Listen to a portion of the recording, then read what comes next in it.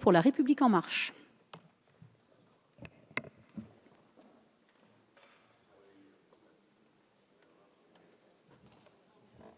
Merci Madame la Présidente. Madame la Ministre, Monsieur le rapporteur, chers collègues, des ordinateurs bloqués, des messageries détournées ou encore des grands sites de sécurité infiltrés, des particuliers aux grandes entreprises, Renault, Saint-Gobain, opérateurs téléphoniques. Les victimes de cyberattaques sont aussi diverses que nombreuses, avec des préjudices financiers certains et quantifiables, de quelques millions à quelques dizaines de millions d'euros pour les plus grandes entreprises,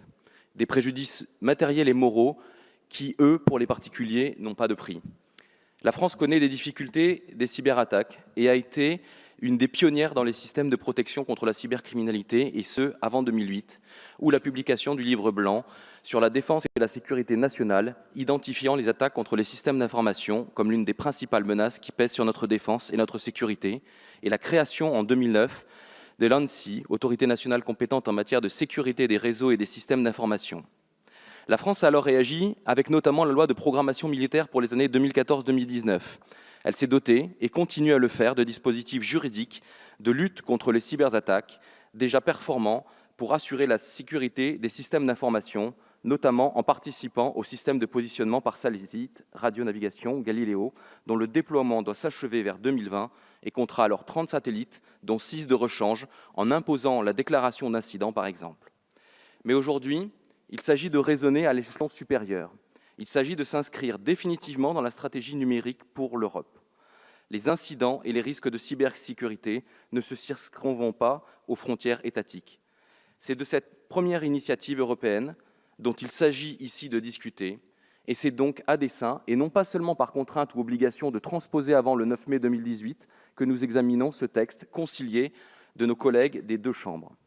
Et ce texte, il ne se cantonne pas à l'harmonisation pure et simple du droit français au droit européen. Il ne se réduit pas à la retranscription pure et simple des dispositions des directives Nice concernant des mesures destinées à assurer un niveau élevé commun de sécurité des réseaux et de l'information dans l'Union et de la décision du Conseil. Non, les parlementaires et le ministère se sont efforcés tout au long de la discussion de concilier les impératifs européens et les principes français.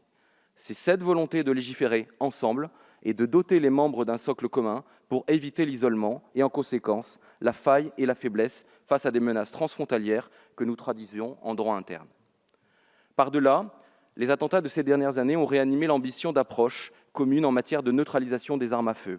coordonnées pour empêcher les criminels de les acquérir, pour certaines, les réactiver et plus encore de les utiliser est une priorité européenne et plus encore française. Les échanges ont eu comme seule priorité celle de tirer les leçons des derniers événements, avec comme fil conducteur les attentats de Paris en janvier 2015, ou encore les derniers règlements de compte que nous déplorons dans le sud de la France ou dans les rues de Paris, celle de la sécurité de nos concitoyens. Il faut alors saluer le travail de nos collègues, car le texte concilié en commission est éminemment important et équilibré. Il répond aux objectifs fixés d'abord en respectant la contrainte du 9 mai 2018 de délai de transposition, ensuite en traduisant dans notre droit les engagements européens en matière de cybersécurité, et enfin en affichant la volonté française de fixer un cadre juridique ferme à la circulation, la vente et à la détention d'armes à feu, tout en réservant un cadre à leur marché licite, en palliant par exemple la suppression de la catégorie D des armes à feu par une surhiérarchisation des autres catégories, le surclassement des armes D1, juste enregistrement, en catégorie C, et ainsi de suite.